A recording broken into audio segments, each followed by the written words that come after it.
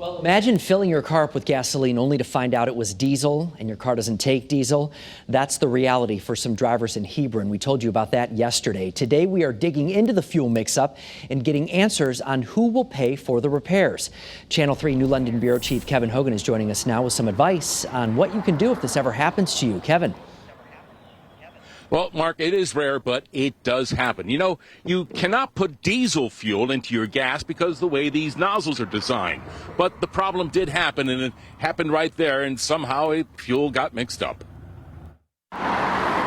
Customers of the XTRAMART Mobile in Hebron were scratching their heads last week when their vehicles started acting up after fueling up. I had experienced some check engine lights, sluggish running, lack of power. Luckily, drove half a mile home, didn't drive my vehicle.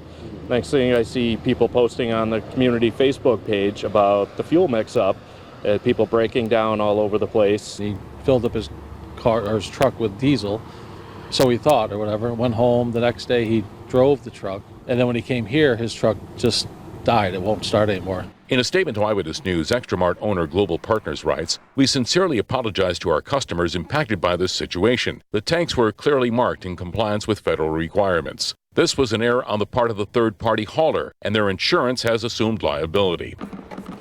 Local mechanic Rick Tarka has had several customers with wrong fuel problems that need immediate attention. It's been running around 3 to 350. Between getting rid of the gas too, that contaminated. Columbia Ford's offering free diagnosis to those XTRAMART customers. Generally, you would take and flush the entire fuel system out, replace the spark plugs, and in extreme cases, you may see some catalytic converter issues, but that can be addressed as well. The Connecticut Department of Consumer Protection is aware of the fuel mix-up and urges consumers to get receipts for purchases. In case there's a problem, that means you'll have proof of your purchase if you need to get reimbursed for damages. It's the same advice from the BBB. The best tip I could give is use your credit card. If you're using a credit card, you can always track your purchases.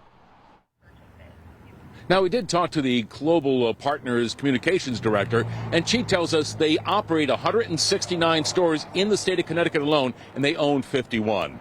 But if you have a fouled car, we know the fix. We have it. Just go to the Channel 3 app. Live the mobile news from Hebron, Kevin Hogan, Channel 3, Eyewitness News.